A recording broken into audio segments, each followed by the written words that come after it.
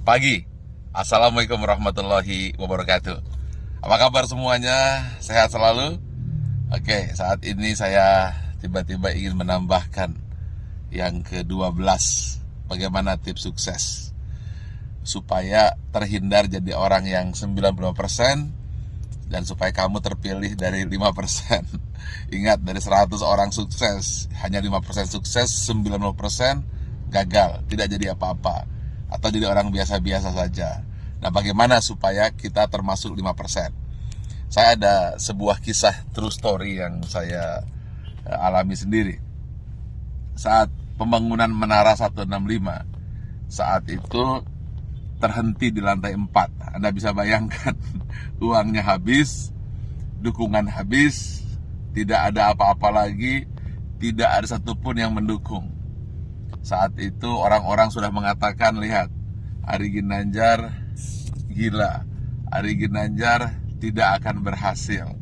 Kemudian mulai orang-orang menasehati saya. Sudah saya bilang, dulu harusnya kamu jangan buat itu, sekarang lihat. Dan kemudian teman-teman saya menjauh. Jangan teman, bayangan pun lari untuk menjauh.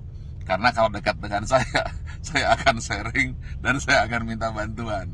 Sehingga banyak sekali alumni SQ yang ketakutan dan pergi menjauh dan tidak mau membantu saat itu.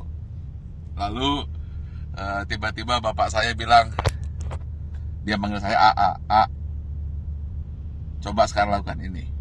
Apa itu? Saya tanya. Doakan saja semua orang yang ada di sekitarmu yang kamu lihat. Tukang bakso, supir bis, tukang sayur, orang-orang miskin, orang-orang susah. Siapa saja yang kamu lihat, kamu doakan. Lalu saya doakan. Saya tidak peduli. Pokoknya melihat orang saya doakan. Kalau melihat orang gemuk, saya doakan kurus. Yang kurus saya doakan gemuk. Orang yang miskin saya doakan jadi kaya. Orang yang kaya saya doakan jadi sejahtera. Orang yang sakit saya doakan sembuh. Pokoknya ngelihat apa saja saya doakan. Bahkan kucing lewat pun saya doakan dapat makan. Lalu tiba-tiba di sebelah kanan jalan saya menuju Menara 165 ada sebuah gedung yang nasibnya sama dengan saya. Hampir menjadi kuburan tua atau mungkin rongsokan batu dan besi. Setiap hari saya doakan. Berdua dengan bapak saya. Setiap saya lewat saya doakan. Believe it or not, setelah 2 tahun tiba-tiba ada satu orang mulai bersih-bersih. Ada yang kerja ini. Besoknya 2 orang, 4 orang. Dan akhirnya mulai banyak orang kerja. Gedung yang milik orang yang saya tidak tahu siapa yang punya gedung itu, kemudian tiba-tiba selesai. Saat yang bersamaan, believe it or not, Menara 165 selesai, 25 lantai dan masjid di puncaknya, yang katanya menjadi masjid tertinggi nomor 2 di dunia. Nomor 1-nya saya tidak tahu ada di mana.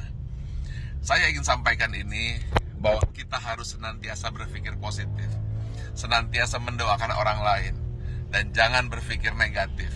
Setiap melihat apa saja, doakan. Atau ketika melihat orang berdoa, aminkan. Intinya, jangan pernah berkata negatif, jangan pernah berpikir negatif. Jangan pula bahkan berbisik negatif.